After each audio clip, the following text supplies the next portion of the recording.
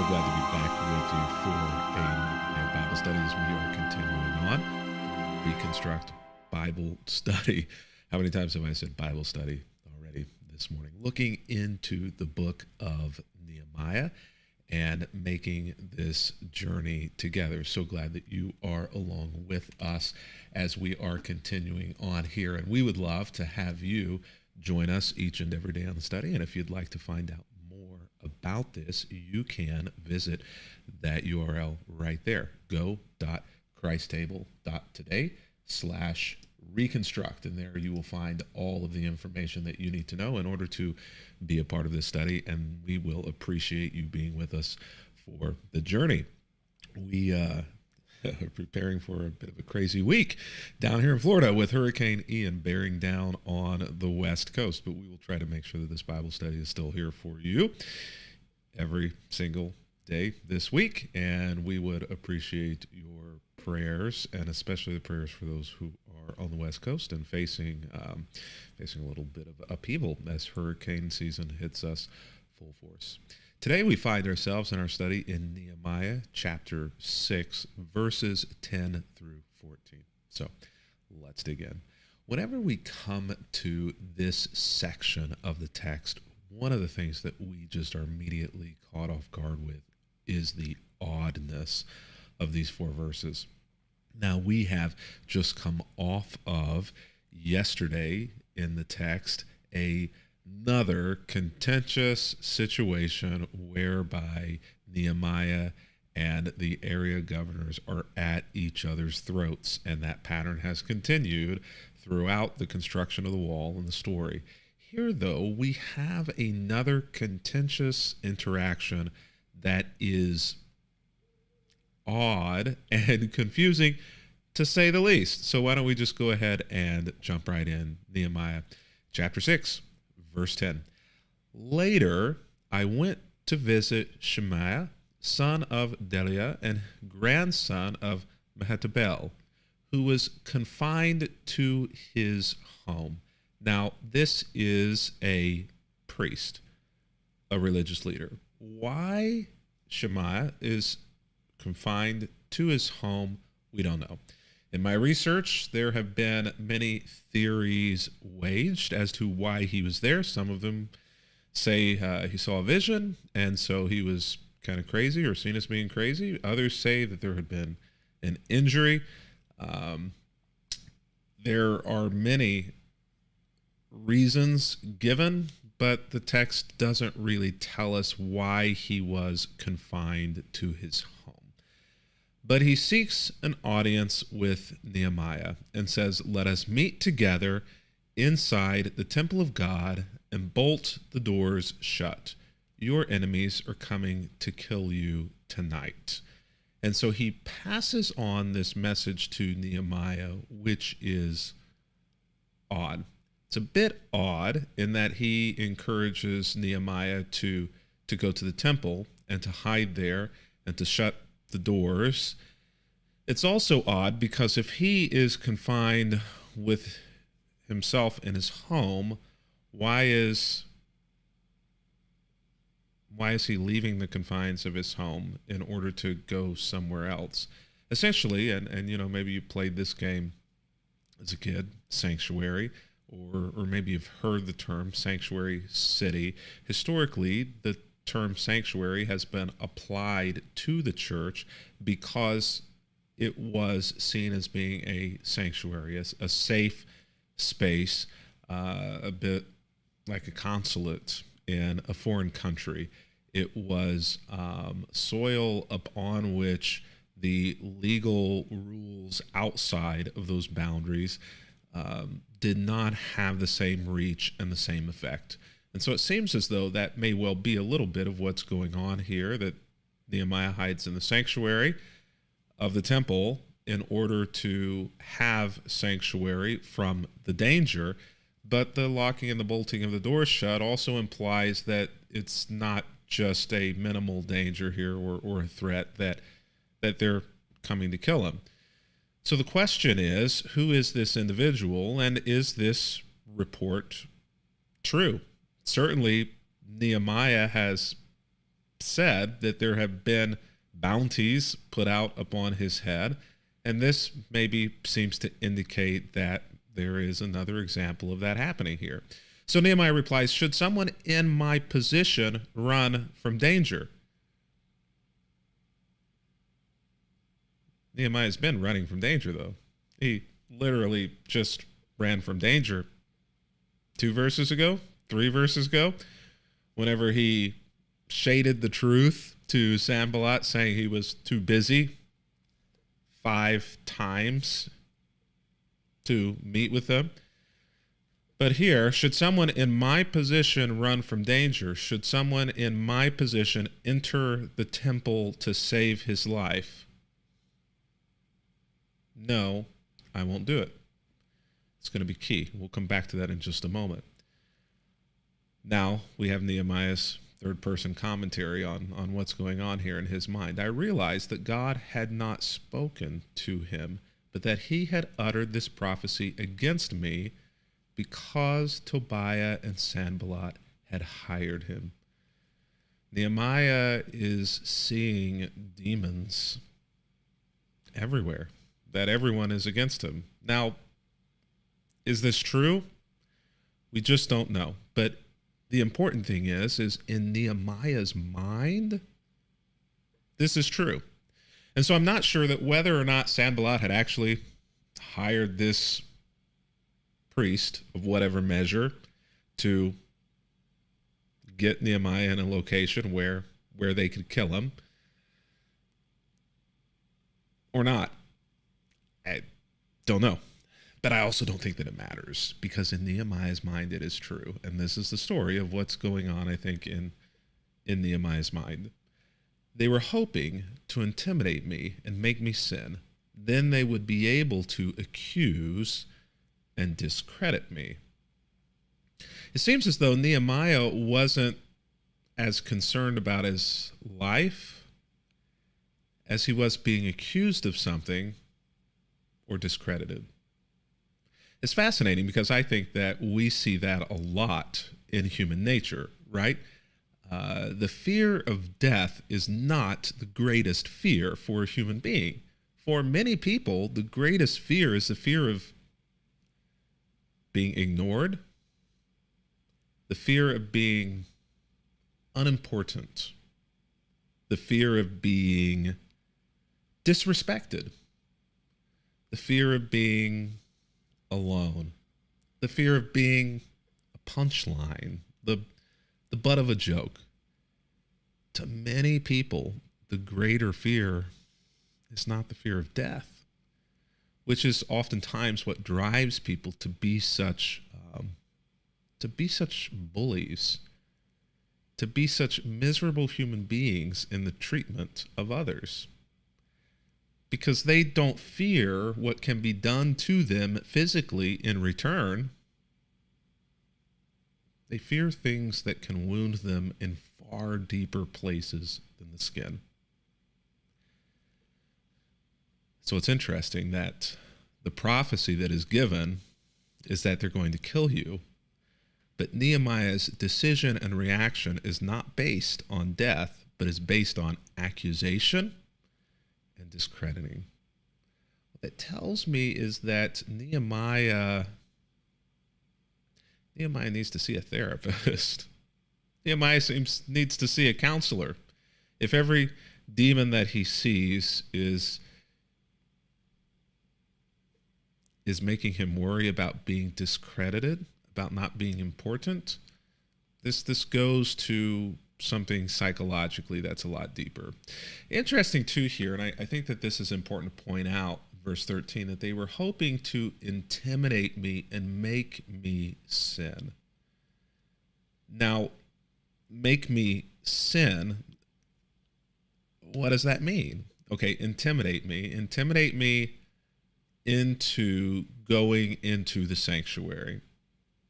So there's something about going into the sanctuary. Nehemiah says no, but if he said yes to this hiding, bolting himself in the sanctuary, there's something about him, if he were to say yes to this, that is a sin.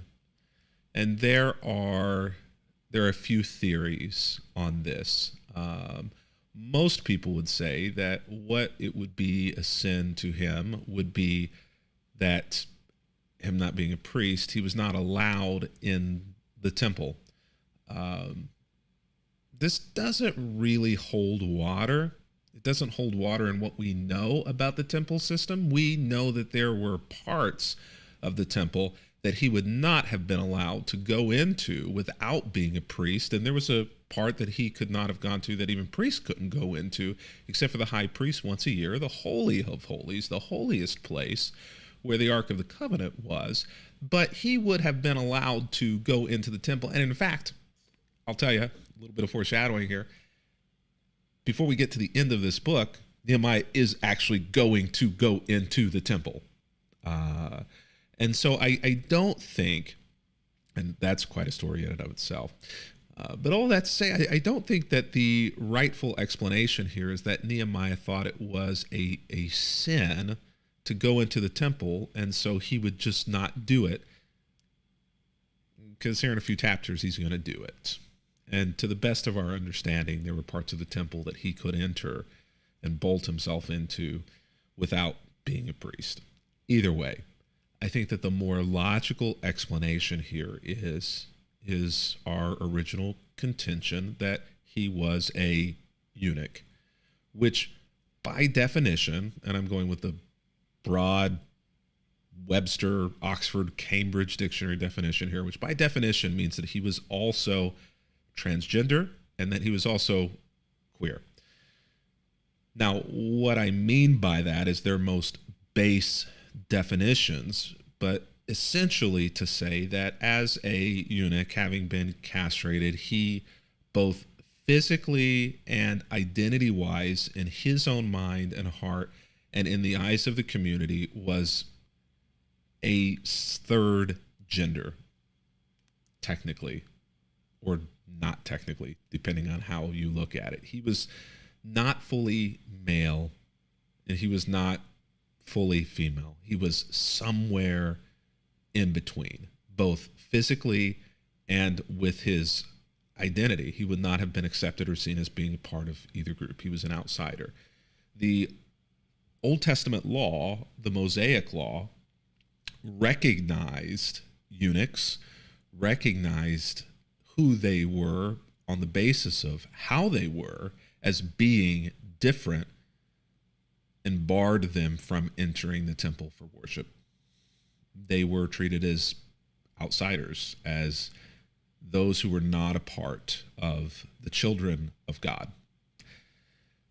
This, I want to say, clearly changes.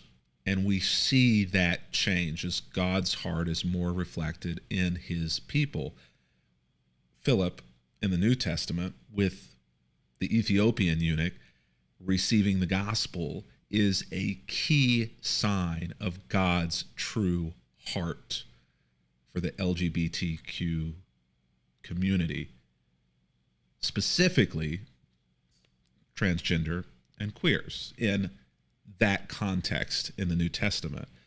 But here, in this context, where we are, it seems as though there are still holdovers from the Mosaic Law, which we actually see the understandings and the application of the Mosaic Law change even in the Old Testament. So we really, I don't have time to get into this, but we really see this arc of acceptance and of love and of the laws changing as we go through both the Old and the New Testament.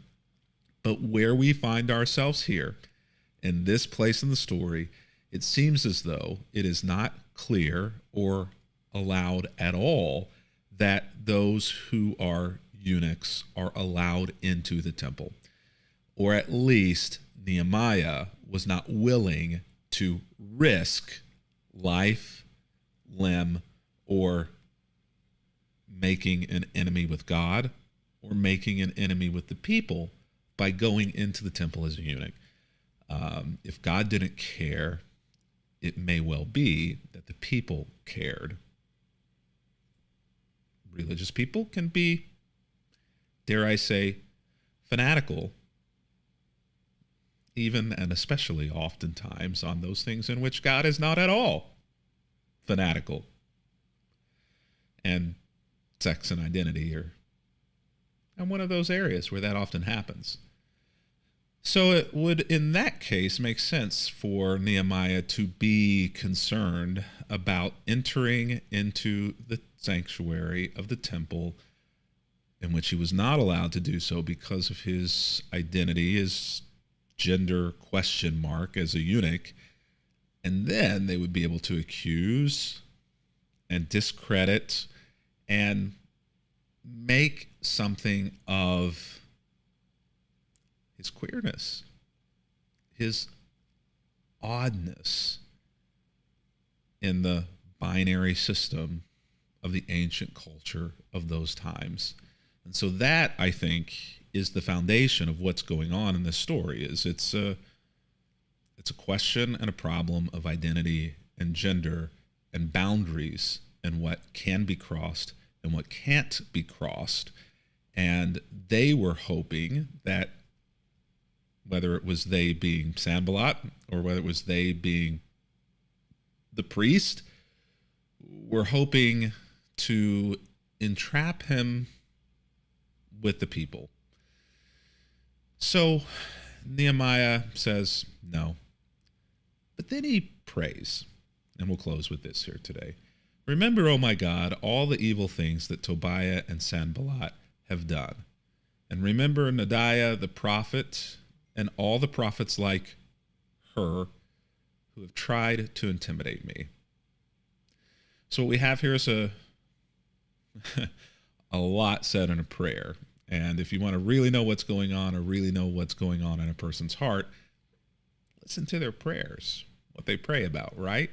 So we're introduced to this new character in addition to Tobiah and Sanballat. This is Nehemiah, who is a female prophet.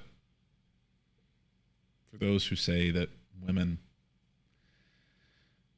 are not supposed to speak or preach or teach or prophesy, that they are not able to hold equal positions with men.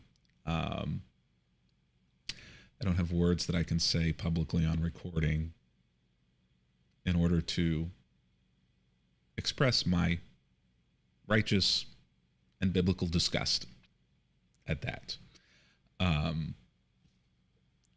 Just the Bible doesn't support that. And so we have this female prophet who apparently has, with another group of prophets, tried to, in Nehemiah's words, intimidate me. We don't know any of this. We don't know what they said, what the foundation of the intimidation was, what their concern was. We're not given any of that, and so it's lost to time and history. All that we know is that now there is another group of people who, for whatever reason, don't approve of Nehemiah. So this list is growing. At some point or other, we have to ask ourselves, where's the problem? Who's the problem? It may be everybody else. It may well be. But I think we have to at least ask ourselves, what share or burden of the blame or where we are does Nehemiah have to carry? This prayer isn't just asking God to remember in the way we think of remembering, like, oh, don't forget this. To remember in the biblical text, especially the Old Testament, is to remember with action. This is why in the New Testament, whenever we do communion, it is an act of remembering Jesus. Remember, this is my body. Remember, this is my blood. It's not just recalling, but it is driving us towards some sort of action on the basis of those things that we have been given. We now, in turn and return, do something else, active in response to that. This is what Nehemiah is asking for here, for God to not just remember and not forget, but whenever he is meting out smoting to remember to smote these people as well. It is what we refer to specifically as a type of prayer called an imprecatory prayer, where the individual who is doing the praying calls down a curse, leans upon God to physically handle in a destructive way those who are against, in this case, Nehemiah.